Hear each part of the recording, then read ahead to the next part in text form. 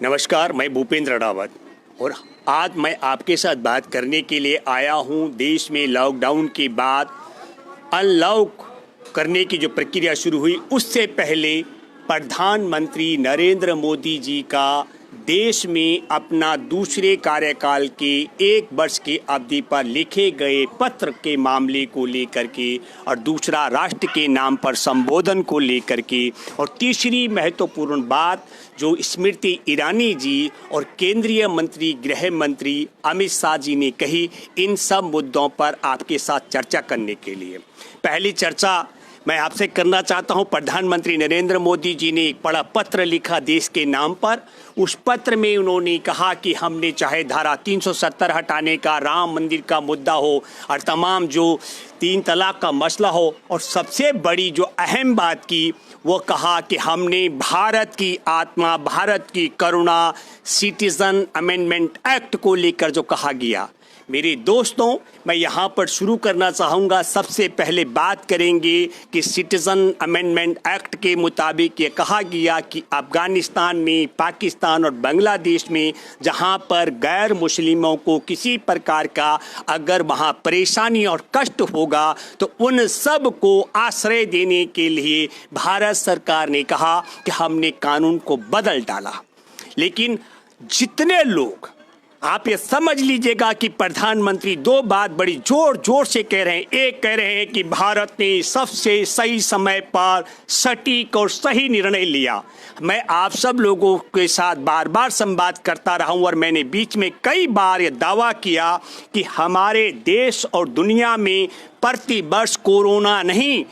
संक्रमण से जो जान जाती है और सड़क दुर्घटनाओं से लेकर तमाम मरने वालों की संख्या 1,70,00,000 है। और देखना रोचक होगा कि भारत में कोरोना से ज़्यादा मौत होती है या कोरोना के कारण जो भुखमरी फैलेगी उससे ज़्यादा मौतें होती हैं। और हमने ये भी कहा था कि यह निर्णय गलत तरीके से है। मैं प्रधानमंत्री नरेंद्र मोदी कह रहे हैं मैंने बहुत अच्छा निर्णय लिया, तो अच्छे निर्णय की तरफ मैं आपको दोबारा से याद दिलाना चाहता हूं। 30 जनवरी को भारत में एक ही मामला उजागर हुआ था और उस मामले की पुष्टि जिस दिन हुई थी उसी दिन विश्व स्वास्थ्य संगठन ने भी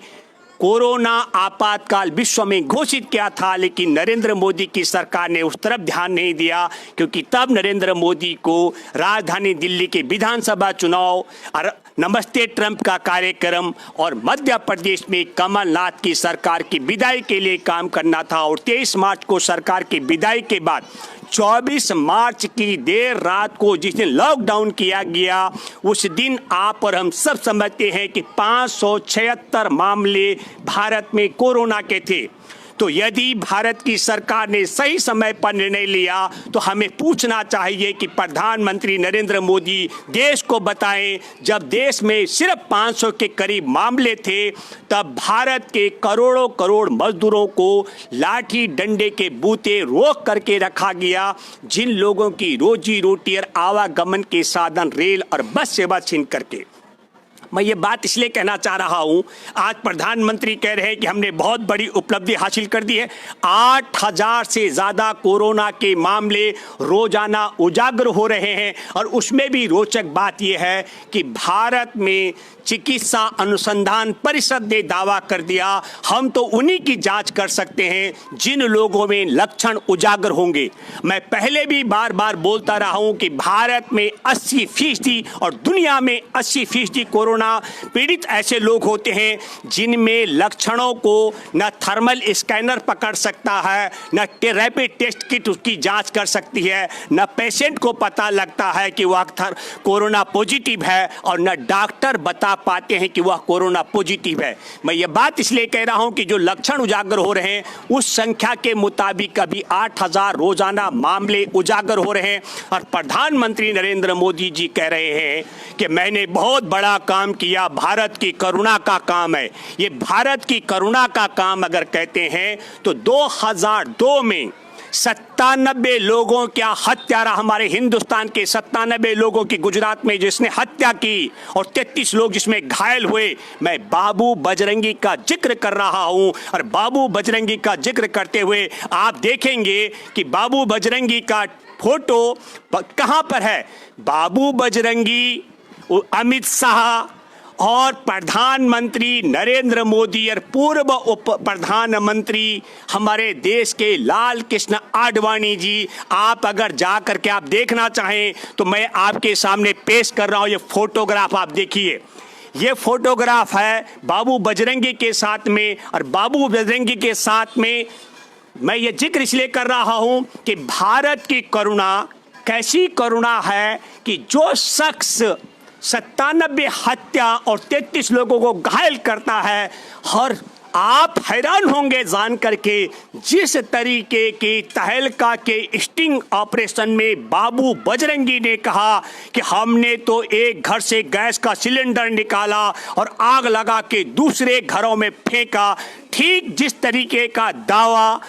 2002 के दंगों में बाबू बजरंगी ने किया, 97 लोगों की हत्या करने वाले, 33 को घायल करने वाले ने, उसी तरीके के उसी तर्ज पर राजधानी दिल्ली के पूर्वी दिल्ली को भी दंगों की आग में झोंका गया। सिटीजन अमेंडमेंट एक्ट हमारे देश के संविधान की आत्मा,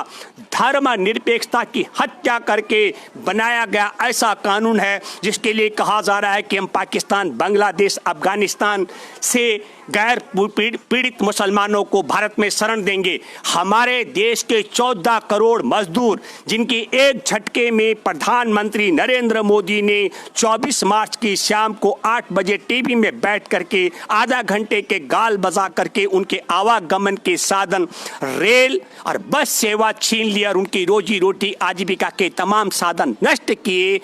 आप सब लोगों ने देखा, करोड़ों मजदूर सड़कों पर चले भूखे प्यासे, उनके पैरों से खाल निकल गई, जिसके लिए प्रधानमंत्री बोले थे कि हम इनको हवाई चप्पल पहनने वालों को हवाई जहाज में बिठाएंगे,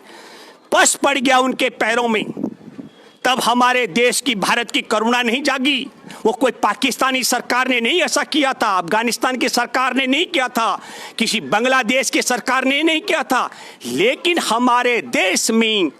भारत की जेल में जो पाकिस्तानी आतंकवादी जेल में बंद थे, उन आतंकवादियों को जहाज में बिठाकर कंधार ले जाने वाले ये संघ की सरकार ने हमारे देश के मजदूरों को कोई मदद की बात नहीं कर रहे हैं। जो पिछले 70 वर्षों से आवागमन का सबसे बड़ा साधन था रेल और बस सेवा, वो भी छीन डाली, रोजी रोटी छीन डाली। और जब मीडिया ने इस चर्चा को उठाया और यह मामला सुप्रीम कोर्ट में गया, उसमें हमारे मित्रों की भी याचिका दायर है, और तब यह कहा जाता है कि यह मौका प्रस्त और गिद्ध की तरह वह मामला जो बताया गया, यह अफसोसजनक बात है। आप सब लोगों ने देखा होगा प्राइम टीवी पर रवीश कुमार ने बहुत साफ साफ कहा कि भारत में मोदी सरकार के राज में किस तरीके से सुप्रीम कोर्ट में भी आपने देखा। मैं रवीश का जिक्र इसलिए कर रहा हूं कि प्राइम टाइम में इस बात को बड़ी शिद्दत के साथ बताया गया कि किस प्रकार सरकार ने वहां पर अपना पक्ष रखा और मजदूरों का जिक्र तक नहीं किया। मैं दूसरी घटना करना चाहता हूं, क्या आप समझ लीजिएगा कि हमारी भारत की करुणा प्रधानमंत्री नरेंद्र मोदी बताएं कि 97 लोगों की हत्या और 33 लोगों को घायल करने वाला, उनका हत्यारे को साथ रखने वाले अभी तो बाबू बजरंगी, आप समझ लो इतना बड़ा आतंकी, और वो व्यक्ति जमानत पर बाहर है मोदी सरकार के राज में। तो मैं दूसरा जिक्र करना चाहूंगा आपके साथ में आज, और इस बात को लेकर के कि अमित शाह गृह मंत्री दावा कर रहे हैं कि उन्होंने 41 करोड़ लोगों को 53 करोड़ रुपए का बंटवारा किया, एक एक व्यक्ति को 53 करोड़ रुपए पहुंचाए। हमने हिसाब लगाया, पहला जिक्र मैंने किया कि भारत की करुणा का जिक्र, कैसी करुणा होती है। करुणा के नाम पर हमारे देश के संविधान की आत्मा, धर्मनिरपेक्षता की हत्या करके विभाजनकारी कानून बनाया गया, जिसके खिलाफ देश भर में 22 से ज्यादा लोग प्रदर्शन करते हुए पुलिस की फायरिंग में जान दे चुके हैं और शाहीन बाग में एक 6 महीने का मासूम बच्चा भी कुर्बानी दे चुका है। राजधानी दिल्ली में भारतीय जनता पार्टी के चाहे वो केंद्रीय मंत्री अनुराग ठाकुर हों कि देश के गद्दारों को गोली मारो सालों को, ऐसा बोलने वाले, तो मैं जरा जानना चाहता हूं जो चीन से रैपिड टेस्ट किट 245 की खरीद करके 600 में बिकवा रहे थे, वो देश के वफादार हैं कि गद्दार है, ये बताना चाहिए। हमारे देश में जो यूरोप से आई हुई खराब रैपिड टेस्ट किट जो चीन को वापस की गई थी, वह खराब रैपिड टेस्ट किटों की खेप अनुराग ठाकुर बताएं भारत में मंगवाने वाला देश का गद्दार है कि देश के वफादार हैं, यह भी बताना चाहिए। और वो क्या रहा है। दूसरा, आपने देखा कपिल मिश्रा जो पहले आम आदमी पार्टी में था, उसने किस प्रकार की भूमिका निभाई। जिस मसले को उस मसले पर सुनवाई करने वाले जज को कहना पड़ रहा है राजधानी दिल्ली में 54 लोगों की जान चली गई। हम ये बात इसलिए कहना चाह रहे हैं कि क्या क्रोनोलॉजी है, इसको आपको समझना पड़ेगा। भारत में जब एक ही मामले की पुष्टि हुई थी तब मोदी सरकार ने कोई ऐसा कदम नहीं उठाया और जो थर्मल स्कैनिंग, जिस थर्मल स्कैनिंग का दावा किया जा रहा है, उस थर्मल स्कैनिंग की प्रक्रिया तो आज भी जारी है। लोगों को मुंबई से बैठते हैं तो पता लगता है कि बिहार पहुंचकर कोरोना पॉजिटिव निकल रहे हैं। मैं ये बात इसलिए कह रहा हूं कि थर्मल स्कैनर भी काम नहीं कर पा रहे हैं, रैपिड टेस्ट किट भी काम नहीं कर पा रहे हैं, तो आप सब लोगों को समझना पड़ेगा। और मैं आपसे आग्रह करता हूं देश में कि वह कौन लोग हैं जिनके खाते में सच में गृह मंत्री अमित शाह के घोषणा और ऐलान के मुताबिक एक एक परिवार के खाते, एक एक व्यक्ति के खाते में 53 करोड़ लोगों के खाते में 129 रुपए की रकम पहुंची है कि नहीं, ये बात भी मैं आप लोगों से आग्रह करना चाहता हूं। आप अवगत कराएं कि क्या सच में आपके बैंक खातों में 129 रुपए पहुंचा है कि नहीं पहुंचा है। तीसरी बड़ी बात, केंद्रीय मंत्री स्मृति ईरानी दावा कर रही हैं कि वह 80 करोड़ लोगों को राशन की आपूर्ति करा चुकी हैं। मैंने पहले भी कहा था और मैं राजधानी दिल्ली में आज भी दावा करता हूं, राजधानी दिल्ली में आज भी हजारों की संख्या में ऐसे मजदूरों के परिवार हैं जिनको किसी भी प्रकार की राशन की व्यवस्था ना तो राज्य सरकार की तरफ से मिली और ना केंद्र सरकार की तरफ से। और हमने हिसाब लगाया कि 80 करोड़ लोगों को यदि राशन की आपूर्ति सरकार कर चुकी है तो उस राशन का हिसाब हमने लगाया कि इस हिसाब से कम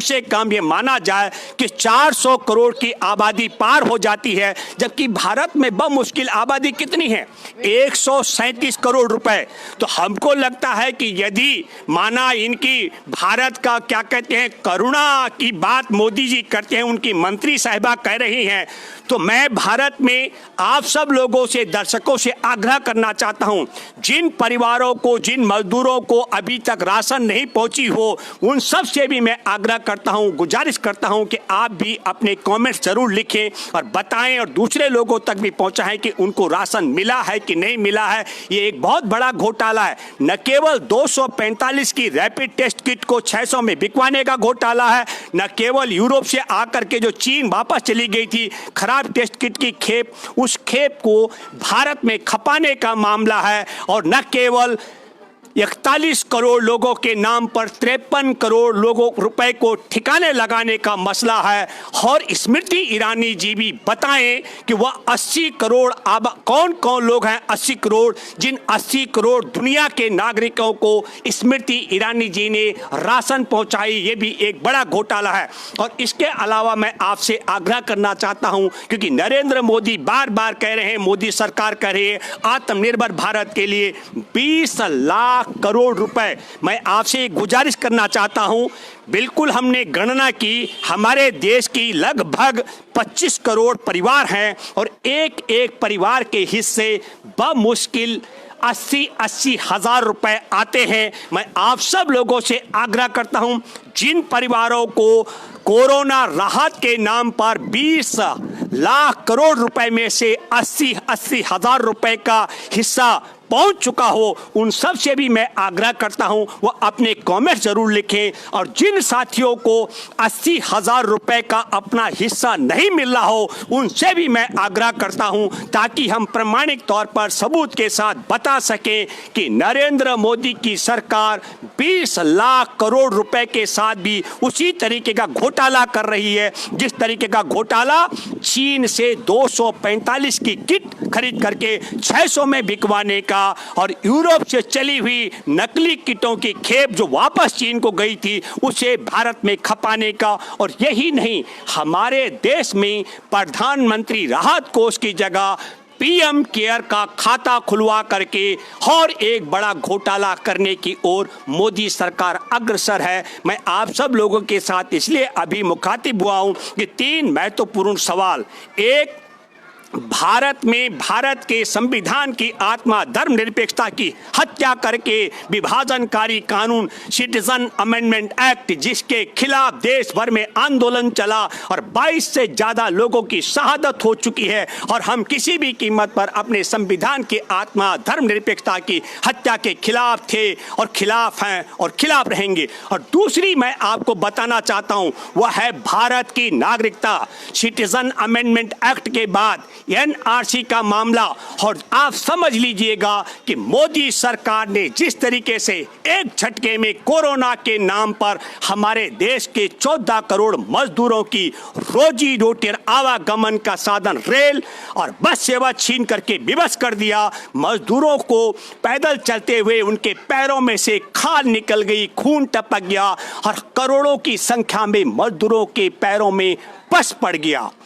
सैकड़ों की संख्या में 742 से ज्यादा हमारे देश में पैदल चलते हुए भूख से मरने वाले, गाड़ियों से रौंदे जाने वाले, रेलगाड़ी से कटने वाले और गाड़ियों के टकराने से और गाड़ियों के सामान के नीचे दबकर जान गंवाने वालों की संख्या 742 हो चुकी है। ये बात भी हमको नहीं भूलनी पड़ेगी। तो नरेंद्र मोदी जी आज कह रहे हैं कि लॉकडाउन से हम अनलॉक की तरफ पहुंच चुके हैं। नरेंद्र मोदी जी से मैं आप सब लोगों से भी आग्रह करता हूं, ये 742 लोगों की जो हत्या हुई, इस हत्या का मुकदमा नरेंद्र मोदी की सरकार पर दर्ज कराया जाना चाहिए। और क्यों नहीं नरेंद्र मोदी की सरकार पर 245 रुपए की किट को 600 रुपए में बिकवाने का मुकदमा दर्ज होना चाहिए। क्यों नहीं नरेंद्र मोदी की सरकार पर हमारे देश में मजदूरों की गर्भवती महिलाओं को सड़कों पर चलते चलते, पैदल चलते चलते बच्चे जन्ने के लिए विवश करने का मुकदमा दर्ज होना चाहिए। और क्यों नहीं नरेंद्र मोदी की सरकार पर जो यूरोप से खराब टेस्ट किटों की खेप चीन को भेजी गई थी उसको भारत में ठिकाने लगाने का षड्यंत्र करने का मुकदमा दर्ज होना चाहिए। और क्यों नहीं नरेंद्र मोदी के सरकार के खिलाफ भारत को कोरोना की चपेट में धकेलने का मुकदमा दर्ज होना चाहिए। और मैं आप सब लोगों से पुनः आग्रह करता हूं,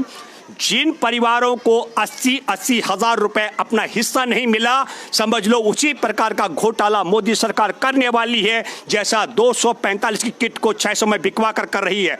जिन परिवारों को 80,000 रुपए नहीं मिलेगा उनके साथ भी वही धोखा करने वाली है जो यूरोप से आई हुई खराब किट जो चीन को वापस भेजी गई थी, नकली किटें, उनको भारत में जांच के लिए मंगवाने का किया जा रहा था। तो मैं आप सब लोगों से आग्रह करता हूं, जिन 742 लोगों की जानें गई हैं उन सब लोगों से भी आग्रह करता हूं कि मोदी सरकार पर मुकदमा दर्ज कराने के लिए ये हमारे नागरिक अधिकारों का मामला भी है।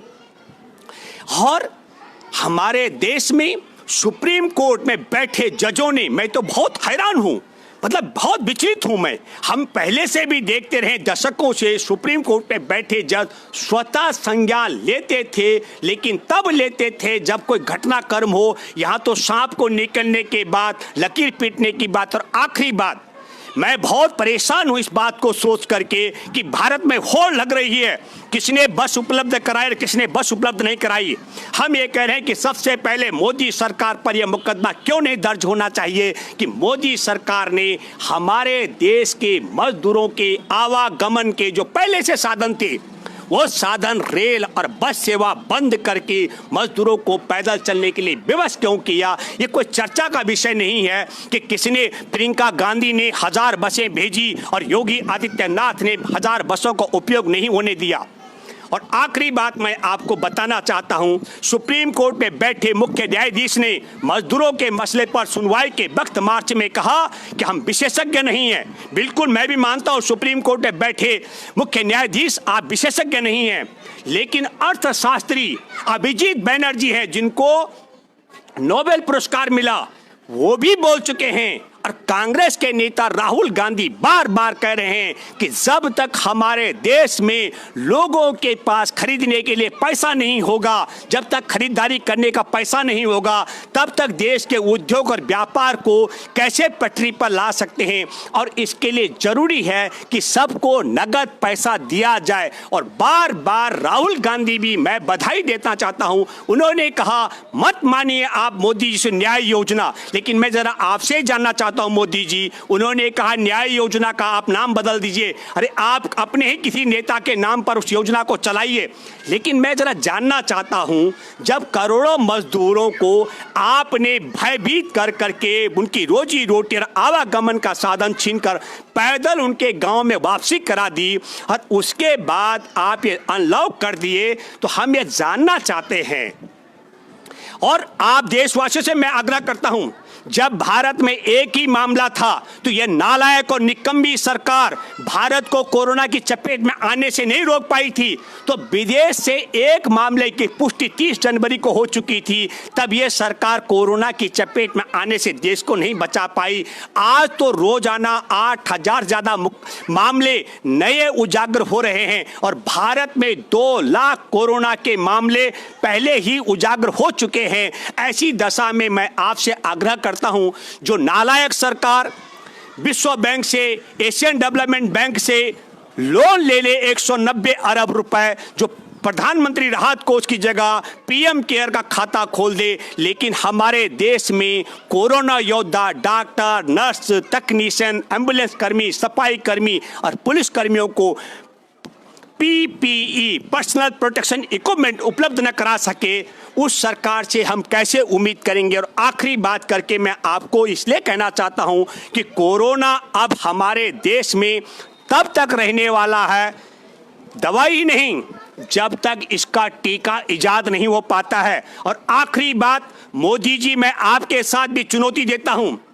कोई यूनिवर्सल टीका नहीं बन सकता दुनिया में जो नवजात बच्चे से लेकर के और 100 साल के आयु वाले को लग सकता हो, ये मैं दावे के साथ में कह सकता हूं। इसका मतलब ये हुआ कि भारत में कोरोना तब तक रहने वाला है जब तक जितने लोग टीका से बाहर रह जाएंगे। माना 15 साल की आयु वाले को टीका लगना हो तो 15 साल की आयु के बाद से लेकर और 100 साल के आयु तक के जो लोग हैं, जब तक वो सब निपट नहीं जाएंगे तब तक भारत से कोरोना जाने वाला नहीं है, ये बात तय है।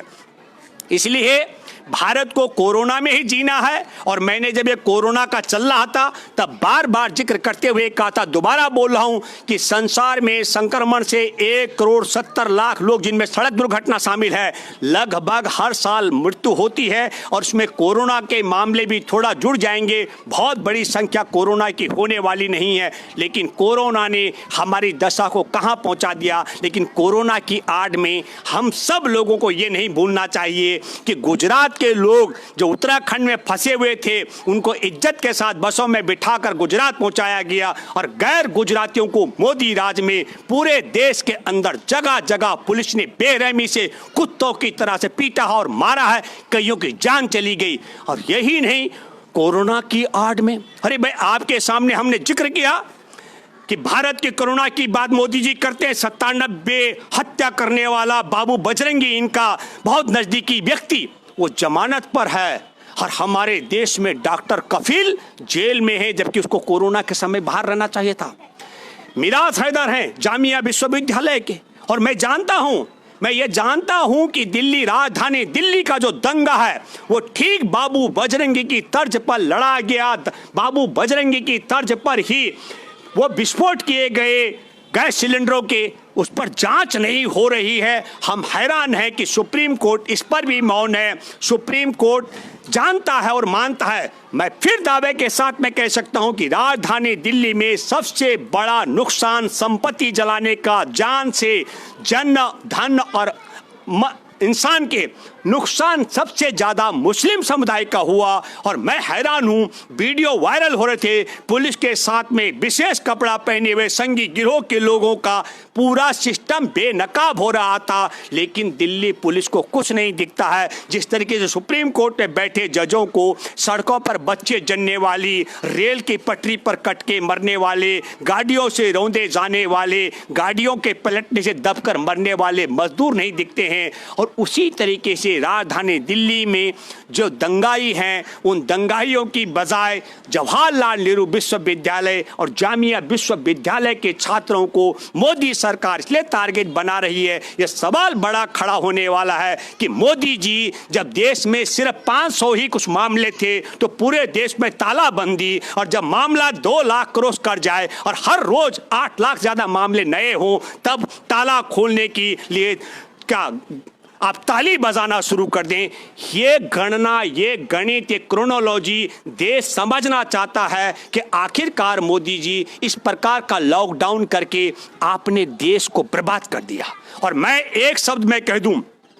कोरोना तो बहाना था, असल मकसद मोदी सरकार का हमारे देश के करोड़ों मजदूरों की रोजी रोटी और आवागमन के साधन छीनकर उनको मरवाना और सताना था। आपने मरवाया है भूख से, आपने मरवाया है पुलिस से पिटवा करके, आपने मरवाया है गाड़ियों से कटवा करके, जो घटनाक्रम आप कर सकते हैं। और मुझे लगता है जब आपका मन भर गया तब भी आपने रेल अगर चलवाई तो रेल में भी मोदी जी आपने मजदूर बगैर अन्न और बगैर जल के भी मरवाए। 80 से ज्यादा मौतें रेलों में उन लोगों की हो गई। आपकी करुणा तब कहां चली जाती है जब जहानाबाद में एक बच्चा, मासूम बच्चा अपनी मृत मां के आंचल को उठाकर उसे जगाने का प्रयास करते, तब आपकी आह नहीं जागती। तो उम्मीद करता हूं मोदी जी कि आप जरा खुलासा करेंगे। जो फोटो आपका गूगल में आज भी बाबू बजरंगी 97 हिंदुस्तानियों के हत्यारे के साथ में आपका फोटो है,